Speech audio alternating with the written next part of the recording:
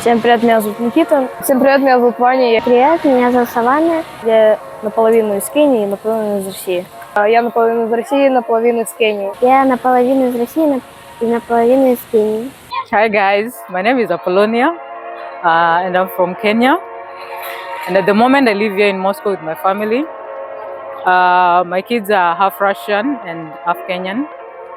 And yeah, welcome to the video.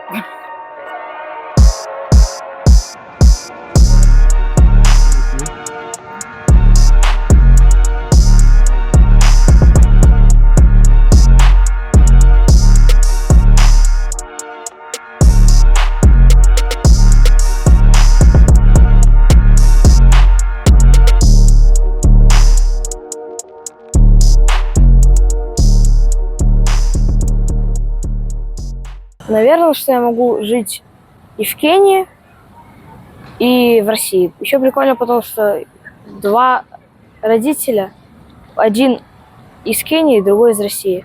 Ну и гены. Это прикольно, два родителя из двух разных стран, гены тоже разные.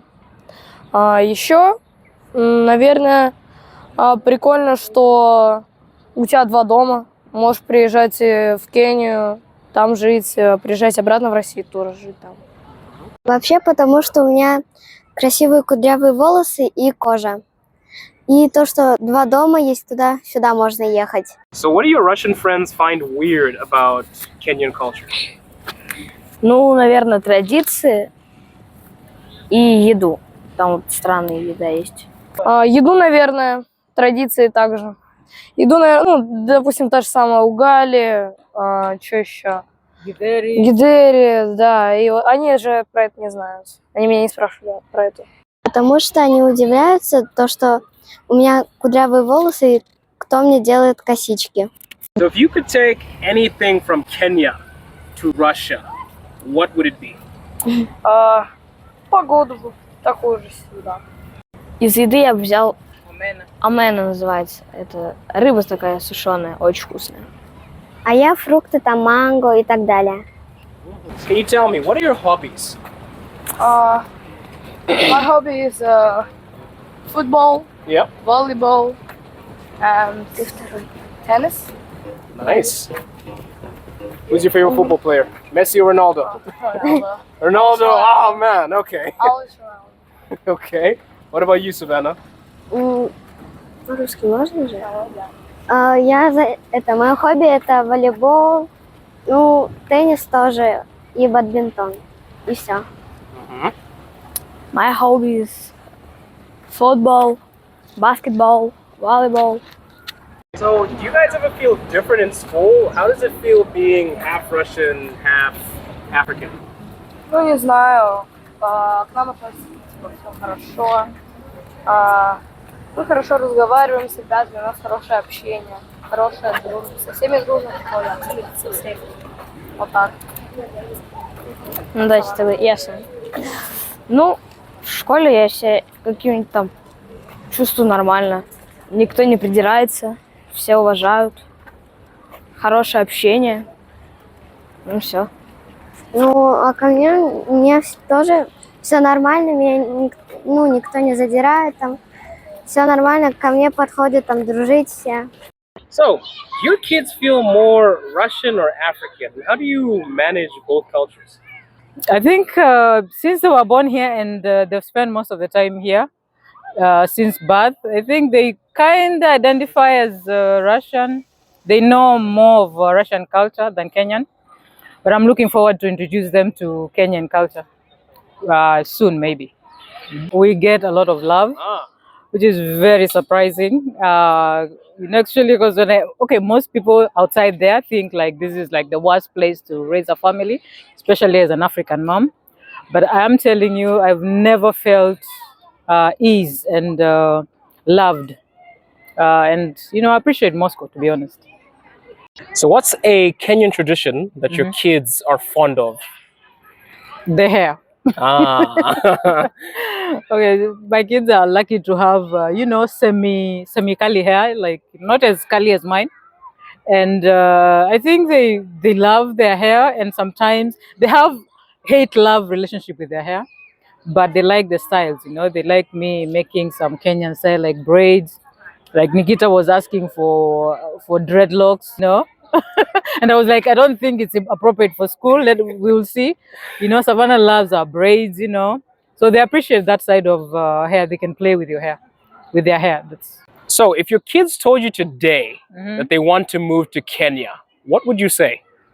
Absolutely, absolutely. I actually want them to, you know, to go experience their culture there. And if there's one thing I'm not happy about is that I did not introduce them when they were still young, because it wasn't possible. But soon I'm looking forward to take them to Kenya and, you know, show them their family there, because it's huge. They have so many people to meet there, and there's so many things I need to introduce them. So what parenting style works with your multicultural family? I'd call it soft parenting. Ah, okay. I tried African. That fail. And I found myself going back to the same mistakes my parents did with me. And I said, I'll never do that again. I used to, you know, when they were little toddlers, hey, what are you doing? You know, like that stuff.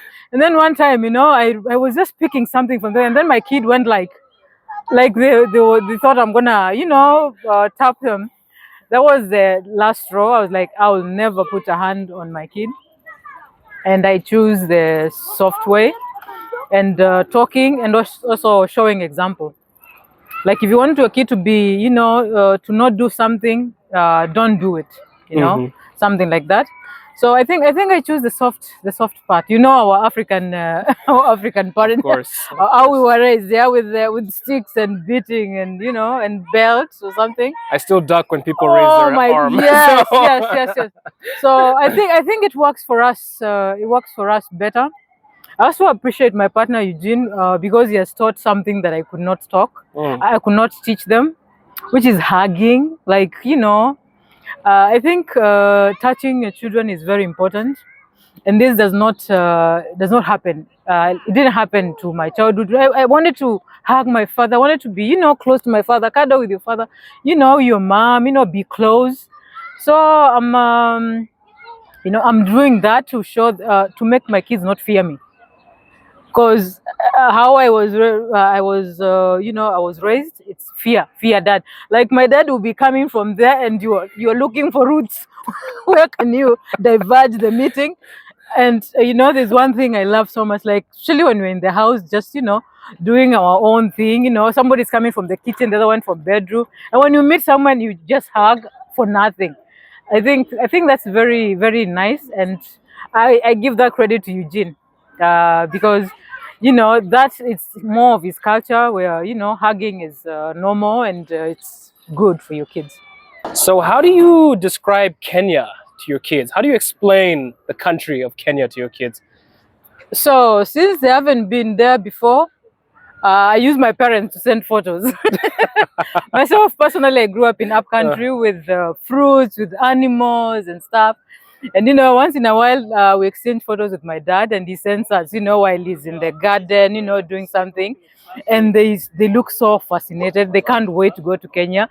They can't wait to touch, you know, pig, not only meat, just they will see the whole, you know, where the meat comes from. They can touch a chicken or something. So I just show them, you know, there's so many videos online to show them, which fascinates them, you know. Because they think, you know, all life involves around Moscow. So, and Africa is like untouchable. And so when they see these things, they become so encouraged, and they really, really want to go to Kenya. And I'm working towards that. What's the most funny or fascinating thing that your kids have discovered about African culture? I think the food. Sometimes I cook some stuff, like, for example, ugali. You know the ugali, yeah? Yes. And they look at, Mom, this thing has no salt. There's no sugar. Like, how are you swallowing it? You know, but only one. Nikita loves it. Remember he said with that fish, yeah? That fish that you eat while it's looking at you. The omena, yeah? The description, eh? Yeah. So they find that so funny. Like, Mama, why are you eating a fish? It's looking at us. So that's Vanya and Savannah. Nikita loves most African foods. you know, and we joke around a lot when I cook Kenyan food. And anyway, they enjoy what they enjoy. They have like this githeri, they enjoy githeri, and it's a chapati. They enjoy chapati too. Do you speak Swahili with them? How do you keep the language alive? I don't keep the language. So it's dead. Okay. Okay. I tried. It's just too much, you know. We only speak English and Russian. I think Swahili they will choose if they want to learn it or not. Because I think, you know, since they're going to school here, I think Russian will be more important for them here, and some English, yeah? And English, of course, you know, because when they go to Kenya or something. But I think when they go to Kenya, it will be better and easier to learn Swahili there. I tried teaching them, and I kind of found that I'm kind of confusing them, and they were not interested, so I didn't push. As I told you, I soft parent, you know, so I don't want to go against what they don't want, and, you know, I just don't... I don't push it a lot, but sometimes they can hear me speaking maybe to my mom or to my sister or my brother or something. But yeah, mostly we speak English and Russian in the house. What's your biggest worry about raising them abroad? If you have any worries. Okay, if it comes to Moscow, I can't mention one, to be honest. I cannot mention one. I think Moscow is becoming a favorite place, to be honest. Like there's some years back there I was like, you know what, maybe we take them to Kenya, maybe, you know, they can study there. But when it comes to security, I think it's very important for kids, and I find it better here, you know. In Kenya, if you want the security, it's going to be more expensive, you know. You're going to have to live in a certain part of you know, of the city. But here, just in a normal neighborhood, the security is good, the schools are amazing. So I don't know, I don't have any regrets thing to raise them here. Actually, I really, really love it here. So how do you handle moments when they reject their Kenyan side? Or do they reject the Kenyan side at times? Like it just mostly goes to the food side, you know. And I don't push them. If I put ugali in front of you, you don't want to eat. As I told you, I more listen to my kids. I don't push my kids to do stuff.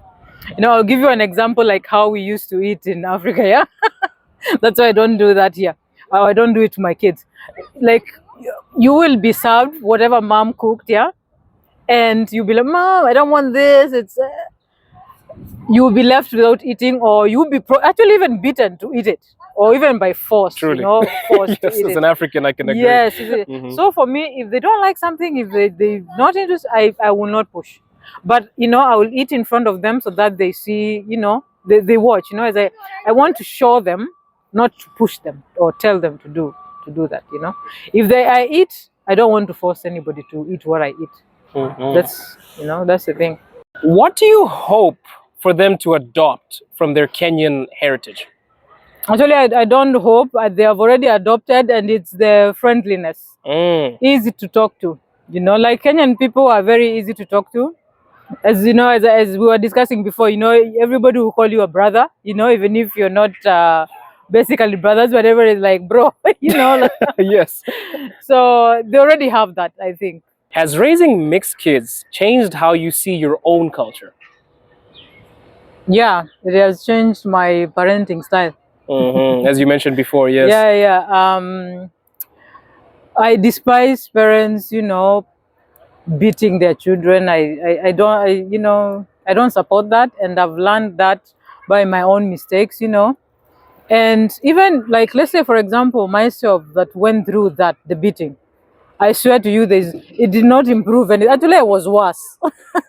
I swear I was a worse teenager than my teenagers now, and I realized that it added trauma, you know, and it made me more rebellious, you know. And, you know, just talking to my kids nicely, like they are human beings, you know, like they are, you know, like in Africa, parents tend to talk to kids like, you listen to what I say, and that is what is right, yeah. But here I want to listen to my children and see their view. What do they think about something that I'm interested, you know? Like if there was a game, yeah, like for example, in Kenya, somebody will tell you, your parent will say, I can afford only football. You go for football training, yeah? Here, I will not do that. I will come from the kid. what are you interested in, you know? And that's what I've learned. I've learned to listen to them. They're not stupid. They know what they want, and you support that. And I'll give you a very big something that happened to me. You know, I finished high school, and my parents thought like secretariat was my thing, and it's not because they thought it was my thing. It is what they could afford. You know. Mm-hmm. And instead of telling me this is what we can afford, I can afford, or can you find something else that is on this budget, they just push me to what I didn't want to do, which I dropped out, you know, because me I wanted to do something like journalism. Yeah, no wonder I do YouTube. I think it comes from there. Yes, you know. And I wanted to do journalism. Journalism is very expensive. Or I wanted to be a lawyer or something. You know, also it was very expensive for that, you know. And I felt pushed to something I don't want to do, you know. And I used it to tell my younger siblings, I'm the firstborn. Yeah, I told them, do not go and do something you don't like. You will not like it. And they followed their own dreams. My brother followed computer science. He now sells computer and knows all those things. You know, they ended up getting careers that helped them because they went to what they wanted to do. So from that, I learned that it will be better if I listen to my kids and actually ask, you know, what do you really want to do, not what I can afford, you know. So yeah, that's what I can say. What about your kids in school? Do they ever face racism, or do they feel different or strange? At first, you know, that was also my biggest fear. Like, for example, you know, when they were born, when they were just small toddlers, we were discussing with Eugene, what do you think? Do you think we should take them to Kenya or something? And I tried with the, you know, Sadiq, here is the nursery school. And oh my God, I was just shocked. Like, I went to Sadiq and my kids were just loved. As I said before, like, I cannot pinpoint something that I regret them going to school here. They are loved at school. They love the school. But of course, I'm not going to lie. There's those, you know, children, kids are kids everywhere, even in Kenya. There's those people who are going to call you names. You know, you're going to hear some Abiziana there. You're going to hear some nigger there or whatever. But, you know, I've found a way to talk to them, for them to understand their Africanness and to be proud of their Africanness, to be proud of their hair, to be proud of, you know, who they are. And yeah, they don't find it, you know, hard, even if they get such comments from stupid kids and stuff. So I don't remember a day my child came home crying that, Mom, I can't deal with this, because I was afraid of that. I was actually like, oh my God, are we going to, you know, are we going to go through this? I thought, you know, something like that would happen, but never. Actually, my kids love school. They would rather go to school than stay at home sick. Wow. Yes. Yes. And they have a lot of friends, you know. So I don't know. My kids love it here. I wouldn't say anything worrying. I see. And when you're out and about with them, do you get stares or do you get lots of questions? Absolutely. Now it's sometimes you get like, oh, can I have a photo? You actually experienced that today. I was with you, yes. Can I get a photo? That is very common. The hair will be, can I touch their hair or something? Which I'm like, it's, you know, don't touch. You can look. I don't know where your hands have been. Yes. So move a little. Okay. So we get stares, but it depends. It depends where we are. Some places, Russians want to mind their own business. If you find yourself in Red Square, yes, you're going to be stared, you know, because there's a lot of tourists from other parts of Russia. So I don't know. We don't mind it now. It doesn't bother. Mm-hmm. So how do they react to it? Are they welcoming to the attention? Do they welcome the attention? They don't like the attention so much. You know, as I told you, you know, sometimes I'm telling them, let's go, it's excursion here, let's go walk here. This park is beautiful. Did you see what they built in this park? Mom, no. And they say, yeah, it's the attention. Also, the other thing I've realized, you know, actually when I make their hair different, they also get huge attention, and they're like, Mom, it's going to drive me crazy. Just, you know, just leave it afro, you know, sometimes. And sometimes they'll be hyped up, you know, to look cool. So they'll tell you, Mom, did you see this style? Like certain Kenyan making a style or certain American, with a style, they'll be like, Mom, make my braids like this, make like that, So they appreciate it sometimes, sometimes they don't. What about disagreements with parenting? How do you solve those issues? As I told you, just as I said, we do the soft parenting. Also, Eugene does not cane kids, or bit. And also, even if it's quarreling, it's sit down and talking nicely. There's no like that screaming. And one huge thing, like this one I've never done it, and this is name calling your kids, like calling your kid a stupid, I don't know, cow, or like swearing to your kids. So that's something we have come to agreement with Eugene. Do not swear to the kids. Let's not swear to the kids. Let's not call kids names, because it brings very bad traumas.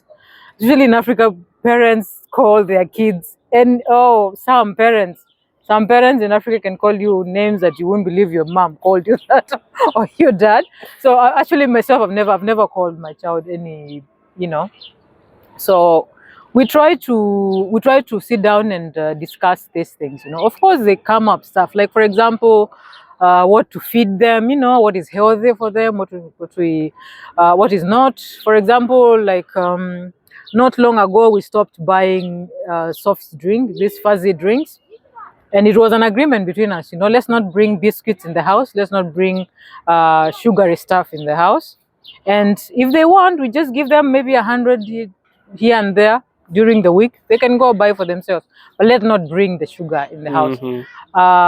Just to improve their health overall. Because, if the sugar is in the house, it's going to be taken plenty. So, yeah, we just sit down and discuss these things. What about safety? Do you feel like your kids are safe here? Can you leave them to roam on their own without fearing for their safety? Absolutely, absolutely. But it did not go without some few scares. Oh no. So, no, like 5 years ago, we were not living in Moscow. Yeah, we were living a little bit outside of Moscow, like in a Moscow Oblast. Yeah. Yes. And I had just started introducing them to going out by themselves. So there was an apartment, and down below there was a playing ground. So I'll just let them and watch them from, a window or something. And, one time I'm watching down and I don't see Savannah. She was 5 years, yeah. And the boys are climbing, and I don't see Savannah, and I get down quickly, because I was always, just was trying to introduce them to be independent, yeah. And I went down and Savannah is not there. And it's almost around 6. It's starting to get dark. That was the biggest scare. And it turned out that a friend of hers from kindergarten, they went to a shop in a supermarket somewhere near. They went for like 30 minutes and we were looking for them all over. We almost called police. So it was one of the scariest. But overall, when it comes to security in Moscow, I think this place is very secure. Personally, I've never experienced bad people mistreating my kids or something, like in a way that it's worrying, So I think Moscow is safe, and there's another big difference, like in Kenya there's so many gated communities, and here apartments are not gated, so you just get out these roads and everywhere. But I think overall Moscow is very, very safe. That's what I can say. Earlier you said that you just speak English and Russian with your kids. Mm-hmm. Could you speak some Russian for the viewers back home? Maybe you could talk about the park, or you could talk about something in your day-to-day life. Здравствуйте, меня зовут Appolonia, я из Кения. И сегодня мы снимаем видео здесь на ЦСКА с друг Анди. И я очень счастлива, чтобы ты писала мне, чтобы мы сделали это видео. И спасибо большое за сегодня. И я очень счастлива, что я могу сказать. So how did you and your husband meet? What's the tea? The tea. So we met online. Okay. Almost 14 years ago. Wow, that's a long time ago. Yes, Yeah. yes. Well, Because not so long. our firstborn is what 13, so it was like a year before we. You didn't waste any time. No, we didn't. We Yes, didn't. so- We went right into it, right into family. But I think it's because we were both ready for family, and so we met online. We talk on. He messaged me from Facebook. Mhm. I was in a, what do you call, in a dating site, Yes. and he saw the, what do you call, he saw the profile, but he did not want to pay, so he looked at my name. Thank God I put my name there, and he looked my name up in Facebook, and that's why he sent me a message. And I basically ignored it first because I was like, yeah, this guy is just Oh, joking, wow. like, Mhm. what does this guy do? Because, he was a DJ. I check his, Oh, you're like. Mm-mm. I checked his profile. A DJ, is young. This is not common, Mhm. And I was like, I just ignored it for like 2 days or something, and then he persisted. He just asked again, if we can talk or something, or we can get to know each other and stuff. And we just started talking from there, and we talked for almost 3 months. Wow. And after 3 months, he came to Kenya. In Kenya, we Oh, he stayed. came to Kenya. Yes, yes. This man was determined. It's exactly like me with my wife. I came to Russia. Yeah. So he came to Kenya, and we stayed in Kenya for 9 months. And then I got pregnant with Vanya, and it was difficult to get a job in Kenya for him because he personally first came for, what do you call, he had a tour guide job, Russian interpreting. Was it interpreting or what? Like interpreting from English to. Ah, okay. So it's like an interpreter. Yeah, interpreter. Yeah. okay. So he came for that, and he didn't get a job, and we ended up actually started making pilminis in a Russian house there. So we were selling pilminis to Russians in Kenya. And then when I got pregnant, we decided to come here because it was easy for him here to get a job, And also he was doing some DJing here and there, but in Kenya the DJ job wouldn't pay that good. Mm-hmm. He's also a florist, and in Kenya, there is florist. Kenya is very famous for flowers, but only for large scale selling. Yes. For street selling or in the shop, it's not very common, so we couldn't also get something like that there. And we just to come here because here flower is huge, and he got some DJing jobs here easily. So we decided to come here because it was easier for him to work or something. And that was 2011. That's when we came here. And 3 beautiful kids later. And 3 beautiful kids later.